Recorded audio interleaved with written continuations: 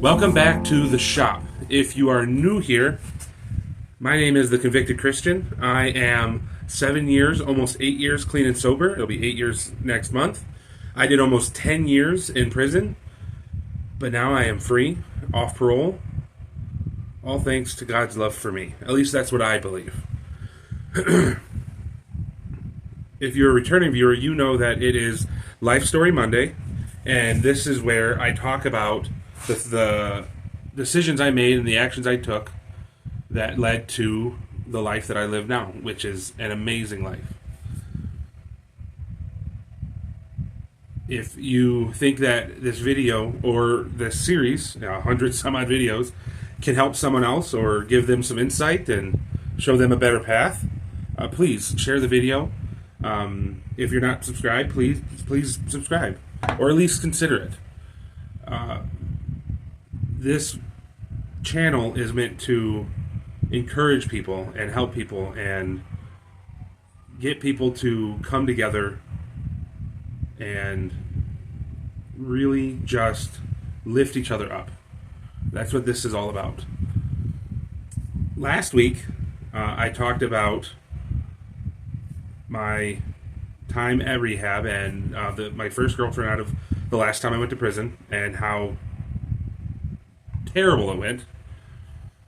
And so today I'm going to talk about my time after that. Sorry, a little scatterbrained. I'm trying to think too far ahead. Today's verse, it's actually going to be a chapter. I don't have it in front of me, so I'm just going to give you a gist of what it is. I know I usually read it. I'm kind of ill-prepared. I didn't really prepare this week, but it's 1 Corinthians 13. It's also the place of my favorite verse, 1 Corinthians 13:13. But this is typically called the love verse. That's what a lot of people refer to it as, and the reason why that is because it talks all about love and what love really is. And part of it talks about how it's not a clanging cymbal. It does not boast. It is not prideful. And a slew of other things that love isn't, that it seems like nowadays love is construed as. And the reason why I wanted to bring this up, partly because of the climate in this country, which is America, United States of America. And it seems like love, or compassion, if you want to call it that, is gone. And this verse talking about how love does not boast, it is not prideful, it does not make the sound of a clanging cymbal. And the reason why that is because you can love somebody and they don't even know it, because of the way you treat them, because of their lifestyle, because of a whole slew of other things that could be the reason why they don't understand or don't know that you love them. And that seems to be happening more and more and more. And like I said, love doesn't have to be, goo goo gaga eyes over them. It doesn't have to be let them get away with whatever they want to get away with. Love can also simply be human compassion. It can be caring for your fellow human beings. It could be caring for your local people. Back in the day, when I would talk to my grandfather, and he would tell us stories about the way he grew up and the things that he experienced, there was still kinship with people that you didn't know. There was a companionship, because we were all humans. We all really wanted the same thing. We just wanted to live our lives, have some happiness, get through the tough times, and not really affect anybody else. And slowly over time, that seemed to morph into, well, then I'm not going to care about anybody else either. I'm going to care about me and mine, and no one else matters. And when it comes to protecting my family, yes, I'm going to do whatever it takes to protect my family. Supporting my family, providing for my family. The difference that I feel is that I'm not going to go out of my way to make it difficult for someone else. I don't think there's a point in that. I don't think that helps anybody. And in some respects, I think it hurts us as well as them. Because with a little bit more effort, with a little bit more caring and love and compassion, it doesn't take much to consider other people. It doesn't take much to make sure that they have what they need as much as you have what you need.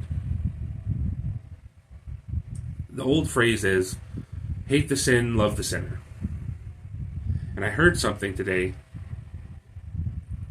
It was a quote that someone else used for a different reason, but I think it's very apt for today in this political climate, whatever you want to call it,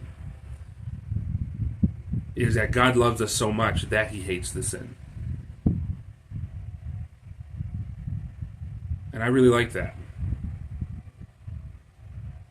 Because it puts human first. And if we live by that, well, we will be putting other humans first. Instead of, oh, I see your sin, and now I have to work at feeling compassion and love towards you. Whereas with this, it's much more of, I see you and I have compassion for you, despite your sin. Because I'm not perfect.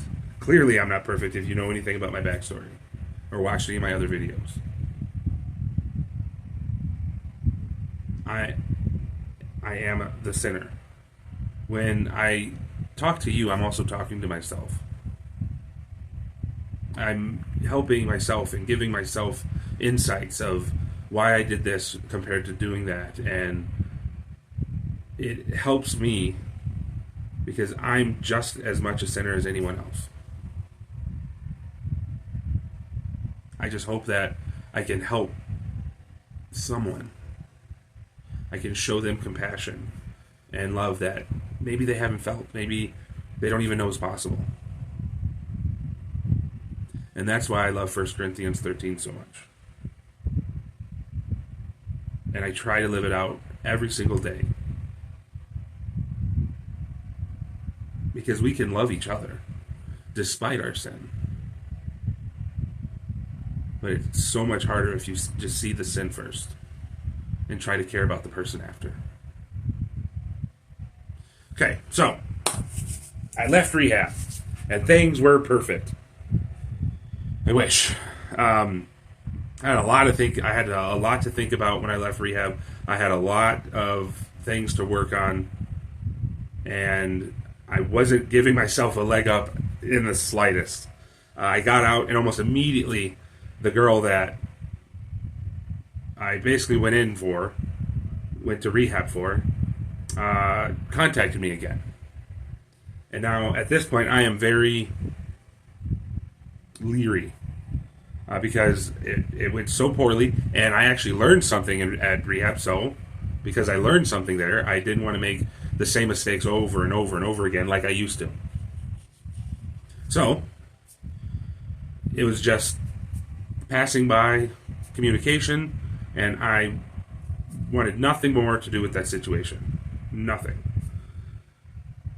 And that went well for a while.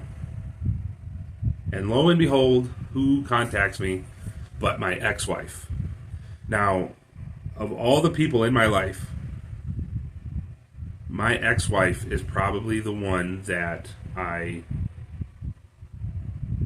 what's the best word to use? Pined over, which still isn't quite the right word, but I still cared about her. And for whatever reason, I had an extreme soft spot for this very particular person. And at the time, I had decided to not live with my parents. Much to my mother's insistence that it not have to be that way, But because I was taking accountability and trying to be more responsible, I had to live by the family agreement that I had signed, and I had broken it many, many times over. And so, despite the fact that my mom wasn't, or my dad wasn't making me leave, I chose to deliver the punishment and consequences to myself. Surprisingly, that really changed how my dad, my stepfather, whatever you want to call him, saw me. I think that was one of the times that he was probably most proud, because I was stepping up as a man, taking punishment that probably wasn't going to be rendered, and doing it on my own accord. Very strange for me. That's not typically something that I would have done on my own. But I did. And I was basically sleeping in my car. My ex-wife, she would stay with friends, but otherwise, sometimes she stayed in the car with me. And I ended up going back and working with the die-cast plant again. And one day I come out, all of her stuff's gone. Luckily, she didn't steal any of my stuff, and she basically said she wanted no more contact with me and stuff like that, which I can't blame her. Because of choices I had made and having to leave my parents' place, I was homeless. I was living out of my car. I can't fault her for not wanting to live that life.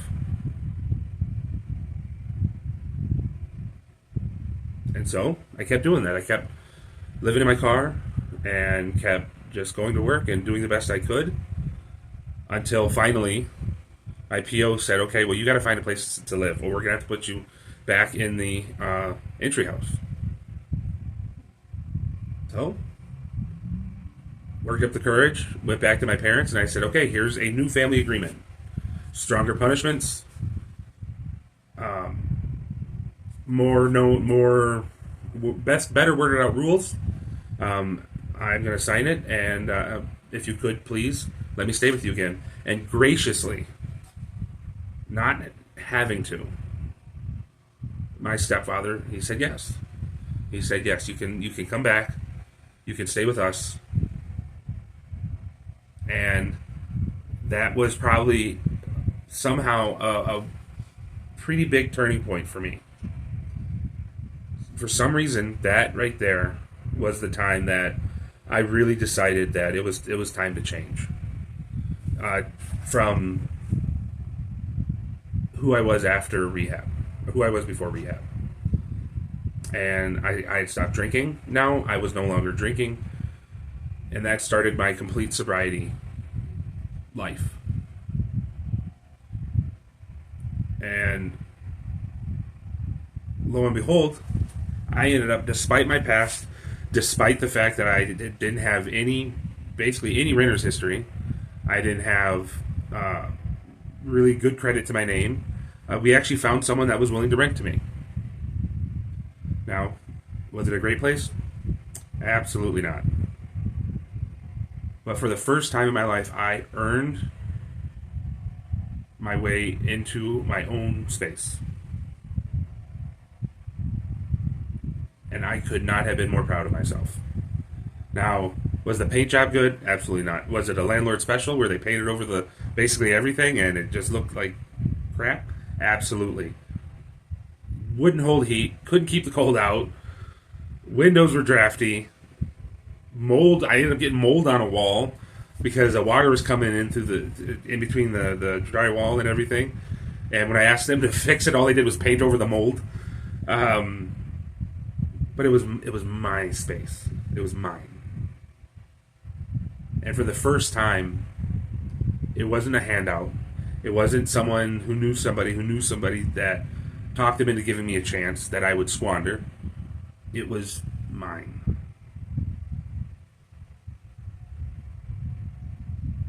And I was going to meetings, coming home, going to work, and I went against all convention of staying out of a relationship for a year, and I met somebody. And she is fantastic. She's my current wife. Her name's Rebecca. And when I met her, it was like I finally found what it's like to be loved from someone outside of the family. I'm sure that my ex-wife cared about me. I'm sure that the other girl, cared about me to an extent. But when me and this girl, me and my wife, really got into our relationship, it absolutely changed my world. I know it's corny. I know that it's ridiculous. But it's absolutely true. You always hear, oh, you'll know the one when you see it, or when the right one comes along, you'll know. And I always thought that was just rom-com ridiculousness. Oh, I knew. I knew the first time we met. Now, we met online, and we talked for months before we met for the first time. And like the one girl, she lived a fair decent amount away. She lived an hour away. But when we finally met for the first time, we ended up spending 6 hours together at a park, talking. She had brought her guitar, so we strummed on the guitar for a little bit. And we walked around, and we sat, and we talked, and I still remember the first kiss. I know exactly where I stood when we first kissed. Meeting her was like seeing the sunset for the first time. Nothing could compare. And nothing was ever going to be the same. And in the blink of an eye, I knew that.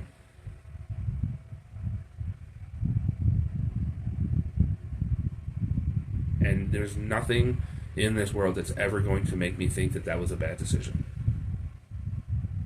Nothing. There's absolutely nothing that can do that. Because she's not perfect. She's like everybody else. She's a sinner, just like everybody else. But for me, she's absolutely perfect.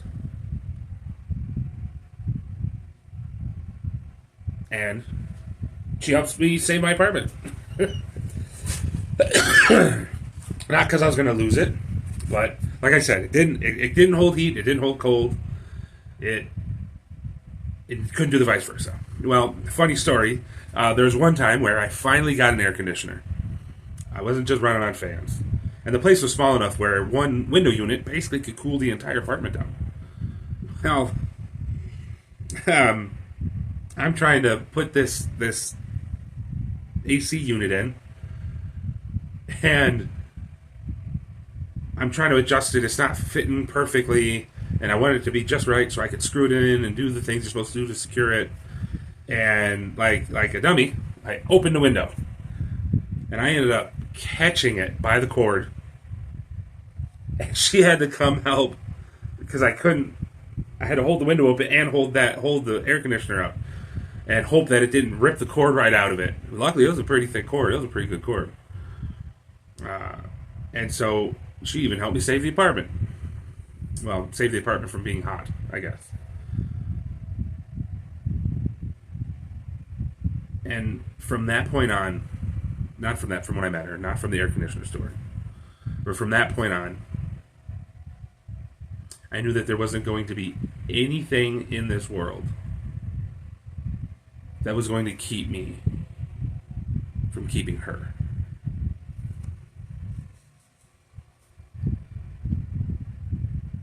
Not one thing. And all of those things I taught myself. The accountability, the responsibility, the perseverance, the healing, God, interpersonal relationships, all of that. It all, up to this point, it made sense. And I was living it, and things were going good. But it all seemed to click. Why do I need accountability? So I can support and provide for someone that I love with all my heart, soul, and mind. Responsibility to make sure that even though when I don't want to do it, I still do it because I know it's the right thing to do. Perseverance to keep going in the relationship, at a job, no matter anything that was associated with her. Because no matter how tough it got, it was still worth it compared to being alone. And I needed my healing. I needed to heal because anything I brought in from past relationships wasn't her fault. And if I wouldn't allow myself to heal, then she was just going to feel the burden and the brunt of that pain and suffering that I was putting myself through by not allowing myself to heal. And I needed a faith. Because there's no way that she was going to come into my life and stay in my life without God's hand in the relationship. And I thank God every day that He's still in this relationship.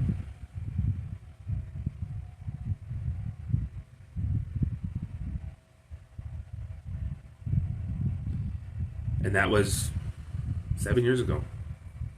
That was 7 years ago. Like 7.5.